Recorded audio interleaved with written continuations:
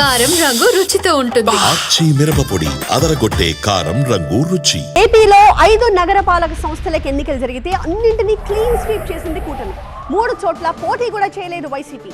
ఇంతకీ కూటమి ఖాతాలోకి వచ్చిన ఆ 3 మున్సిపాలిటీలేవి? ఓటింగ్ సందర్భంగా ఆయా చోట్ల ఎలాంటి పరిణామాలు చోటు చేసుకున్నాయి? వైసీపీకి బలం ఉన్న చోట కూటమి ఎలా పాగా వేయగలిగింది?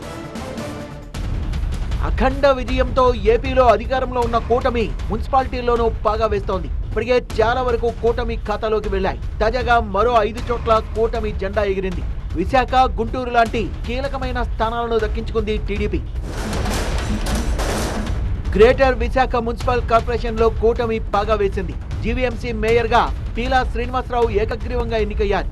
ఆయన పేరును జనసేన ఎమ్మెల్యే వంశీకృష్ణ శ్రీనివాస్ యాదవ్ ప్రతిపాదించగా బీజేపీ ఎమ్మెల్యే విష్ణుకుమార్ రాజు బలపరిచారు. ఒక్కరే నామినేషన్ వేయడంతో పీలాను మేయర్ గా ప్రకటించారు ప్రిసైడింగ్ ఆఫీసర్. వెంటనే జీవీఎంసీ మేయర్ పీఠాన్ని అధిష్ఠించారు ఆయన. ప్రజా సమస్యలున్నాయి, ప్రతి ఓట్ల సమస్యలున్నాయి.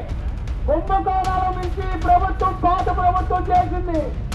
ఈ అన్నట్లకి చరణ గీతం పాడే రోజు ఈ రోజు నుంచే స్టార్ట్ అయింది.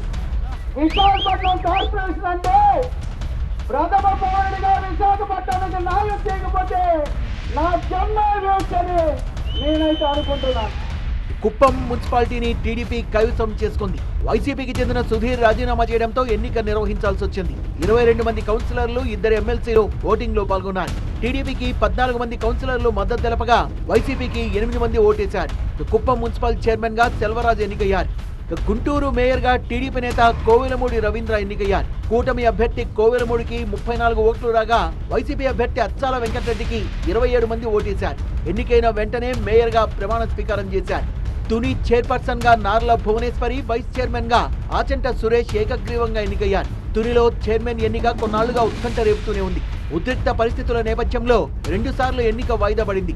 మొత్తం 30 మంది సభ్యులున్న తునిలో కూటమికి 17 మంది మద్దతుగా ఉన్నారు. వైసీపీకి 11 మంది బలముంది.